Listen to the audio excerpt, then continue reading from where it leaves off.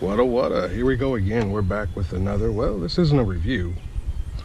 This is car trouble and fixing it. I have been having a intermittent problem where the car wouldn't start. Started about a month ago, and it's, well, in hindsight, it's gotten worse and worse. It's gotten harder and harder to crank. And yesterday it wouldn't start when I had to go to work.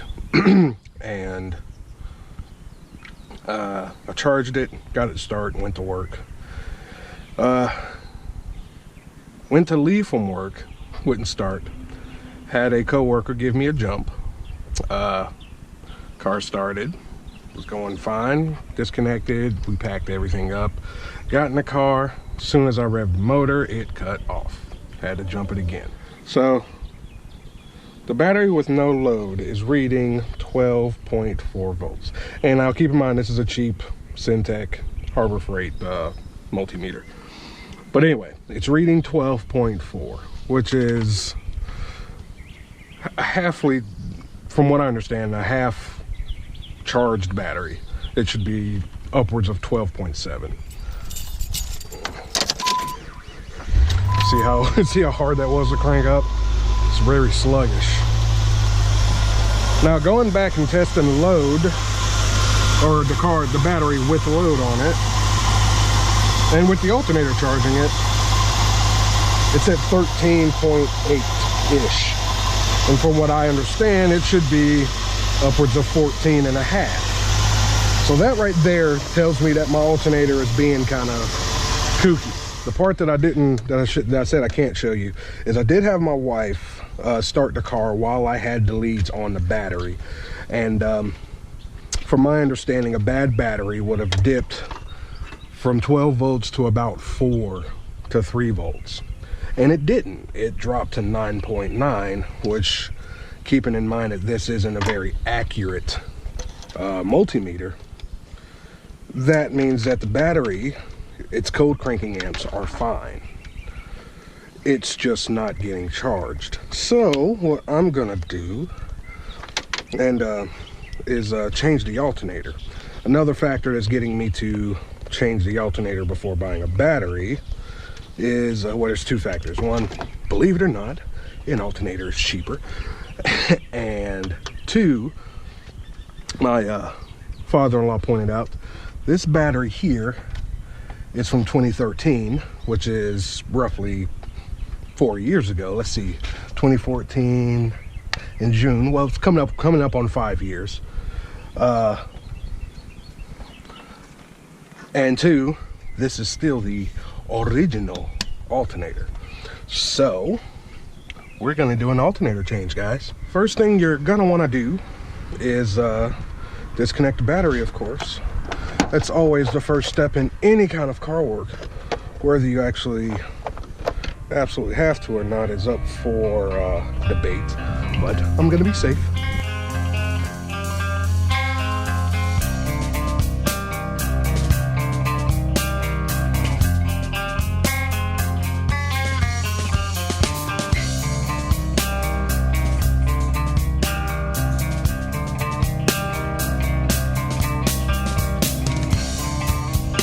So there you go, battery's disconnected. Now, I'll probably not need these again until I need to put it back on. Now, I don't have a manual or anything. And this is my first time working on a 2004 because previously I had a 2005, and I never told you what this is. This is a 2004 Jeep Grand Cherokee Laredo 4.7 liter V8 engine. VIN number starting with a J. All right, you are 15 there. Now, so we know that we need a 15 and a 13. And we have a diagram here that tells me that the tensioner pulley is right there. And I should go get a breaker bar and a wrench to pull said pulley, but I am Hulk, hear me roar. I am just gonna pull on this sucker. I'll take the belt off. Hoo-yah! Fail number one. Let's try this again. Got it off. And I'm gonna leave that there. Well, you're gonna always want to inspect your belts. So I'm gonna go ahead and do just that.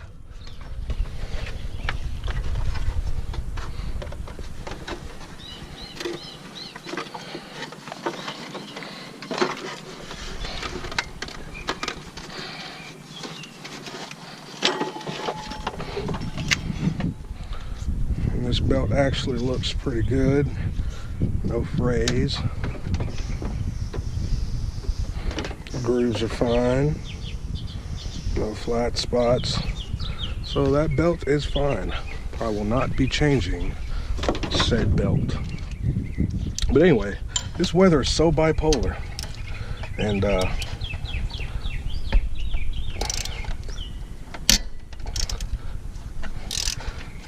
yeah, 70 degrees one day and oh, we were taking that off, which is a 13. Sorry, I digress. We got 7 degrees one day, 40 the next. It's supposed to get down to 30 tonight, tomorrow, or next day. Someday this week, it's supposed to get up to 80. I'm out here in a short sleeve shirt. And I work outside too, mind you. So I'm actually shocked that I haven't coughed yet, and I might have, and haven't paid it any mind. All right, so we're gonna pull that guy off, and there's a little plug back here. I would assume, ooh, this is hot. It is hot. You should be wearing mechanical gloves, or mechanic gloves. I don't think they make mechanical gloves. Talked to Tony Stark about that one. There's a little push tab here, so I'm pushing and I'm a pulling. And that little sucker is hot. So anywho, we have those off. Press back there on the, I believe that is the compressor. So I got him loose. Looks like I need to get him and him loose. So we're going to continue around. You don't fit? Oh, that was 13. Let's go back to the 15. Forgive my neighbors. Oh, I feel a knuckle bust coming on. Ugh. Now I do not know what the torque specifications are for any of these. If you need to know those, please Google I'm sure you'll be able to find it. I have a service manual in there, but down here in South, well, we're not in the South. Well, we are in the South, but not in South Carolina. I'm in North Carolina, but us good old boys, we just tighten it down to tight. Nah, but for real though, the way I do it is, it's based on its importance. If it's a very important piece that I would not want to fall off, I tighten it down. Yeah, auto mechanics was my first trade. You can probably guess why it's not my trade now.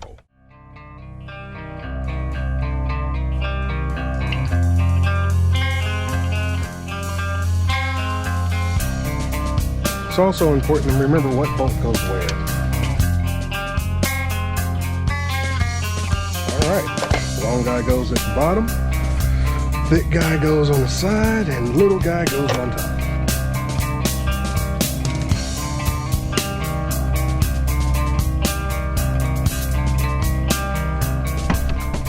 That's hot. Definitely want to let your things cool down, but all right.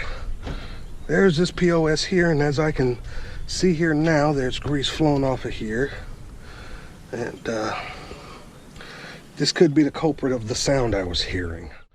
All right, so I have went to Advanced Auto Parts, as you can see, and got a CarQuest remanufactured alternator. Was walking, and if you remember, I said I was gonna go to AutoZone because they had a cheaper product, and I was against that because I don't typically go to AutoZone.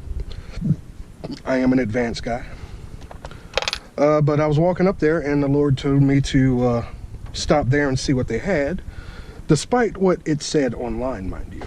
And so I followed what the good Lord told me, and got this baby for, well, a little bit cheaper than it would have been at Advanced. And not to mention, I prefer CarQuest over Duralast. Just me, no particular reason, just always been that way. But anywho, we're gonna pop this baby back in. So in reverse order. Oh, and it did come to pulley. Yay. In reverse order, we're gonna slide this back over here. Ooh, there's a lot of play in there. Could be a good thing. And I guess it really doesn't matter because it bolts there and there. So I'm gonna slide this through here. I'm gonna try to slide that through there. If I haven't mentioned yet, this thing's kind of heavy. If I haven't mentioned yet, if you like this video, don't forget to give it a thumbs up. And please, please subscribe. Subscribe to my channel where I do random things that nobody really cares about, except for that one or those 2 videos about the gaming mouse. But subscribe anyway. Give me a reason to justify buying this expensive GoPro to change my alternator. Oh. But yeah, for real though, I'm doing this for 2 reasons. One, because I've always wanted to make a video about changing something. And 2, I have learned so much of what I know via YouTube. And so I would like to share my experiences in hoping that it'll help someone who was just like me at one point. And this stuff is still hot, and it's been a good minute. Well, not a good minute, but it's been a while. Okay. I'm trying to make sure that it's all the way through. Just gonna hand tighten. That's always my rule of thumb too. Hand tighten, then tighten. Hand tighten everything and get everything in order. That way nothing binds. But I think that's hand tightened as tight as it's gonna get. Little fat guy went here.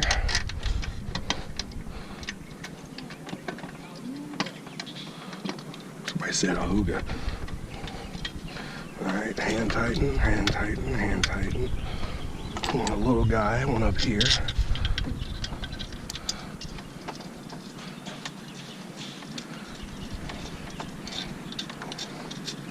Hand tighten, hand tighten, hand tighten.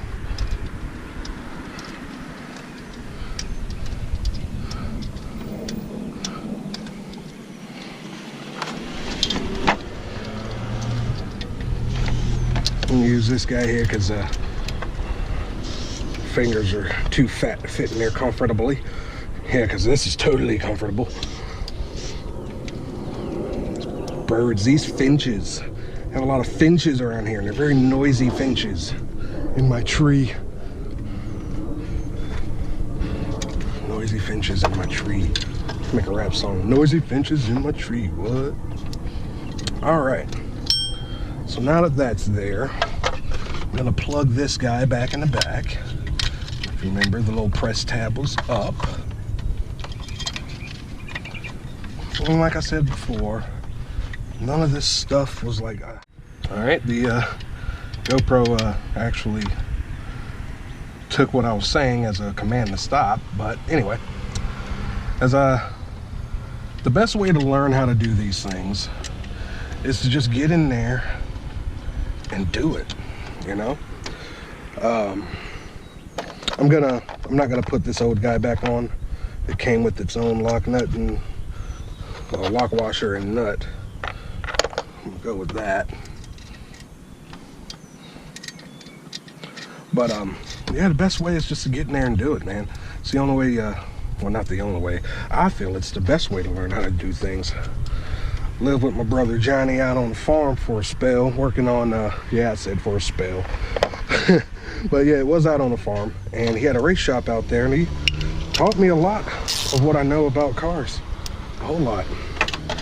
And his method of teaching me was go do it. If you break it, fix it.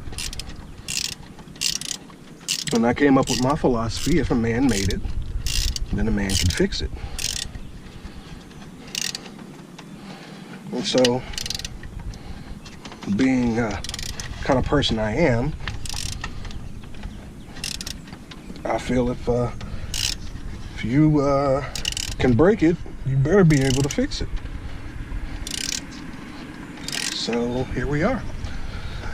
Granted, I didn't break this, but I have broken my fair share of cars. Only one I was unable to fix. And that was Sydney. Sydney was my 2005 Jeep Grand Cherokee. I was hit, I was T-boned and flipped over, and they totaled out my baby. But she kept me safe, even in her last days. I was able to walk away from that wreck. Oh, I was on the wrong boat. I was able to walk away from that wreck. And I thank God.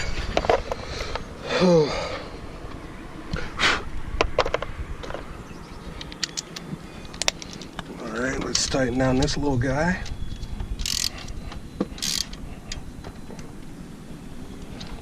All right, let's tighten down this guy.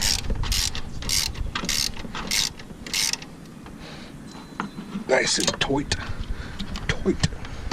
like a toiga. All right, now we just need to put the, there's an extra bolt or an extra nut because this came with the nut and I used that. I did not forget anything. I have several times though. It's not important, we don't need it.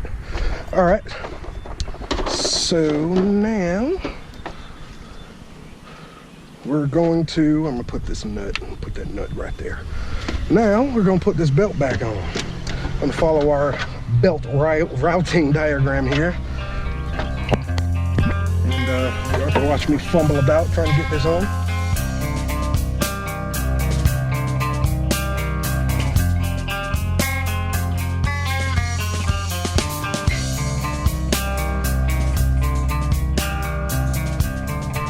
Just got to get it on that tensioner pulley. If y'all can remember, I hulked up, and I don't think I'm going to be able to hulk up to get it back on. I'm going to try. Well, I'm not going to be able to. I'm going to have to go get a the proper. Well, let me see if I can do it with this feller. This feller here. Don't see why I couldn't. Well, probably won't need you. That looks like a 15 as well. Yep, got you going the right way.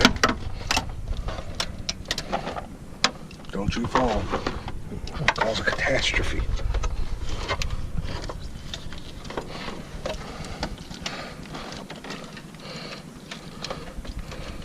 Assuming it's a 15. My assumption was correct. Now I just need to get that belt back on this side. Pull that over. Get my finger out of there.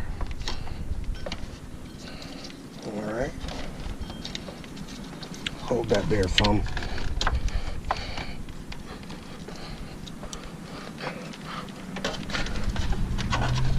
This is a lot easier with like a breaker bar that's longer, has a longer extension.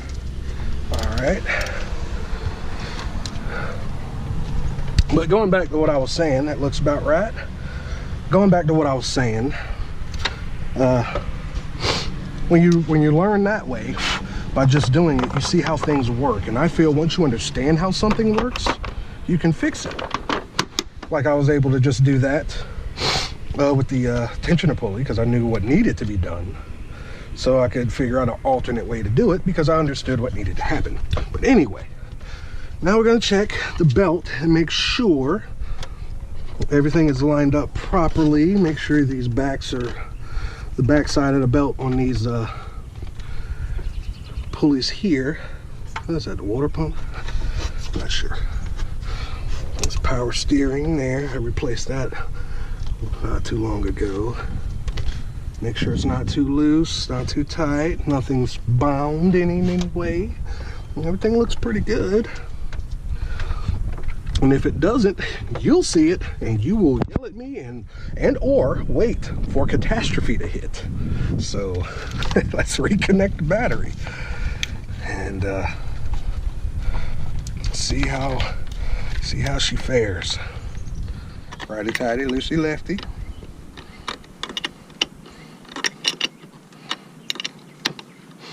But you're going to the left. Yeah, but it's going that way. It's like RC car driving. You gotta get in the car. I have a feeling that either that's not a 13 or I have stripped it, and I think I'm stripping it. Either way. Corrosion.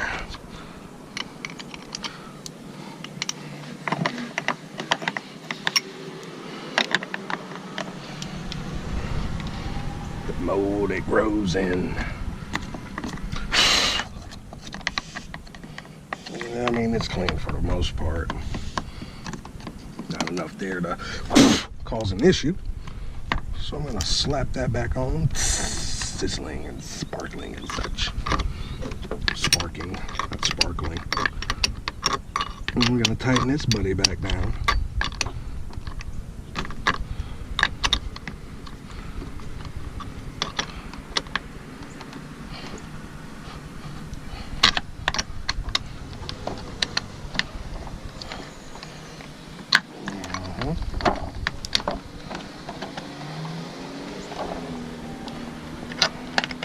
Yeah, I feel like I'm stripping the daylights off this thing because nuts have daylights. All right, so thought I was gonna leave that nut there, didn't you? Nope. All right, so let's go give her a crank, see if it cranks, and moment of truth. Moment of truth. Where are my keys?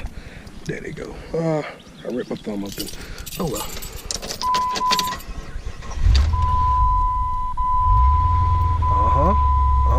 See, it started to die off. Let's go check, and it didn't. That's a very positive sign for me, because before it would turn off, and I would expect that to happen because the car hasn't been charged. I had the battery disconnected. All right.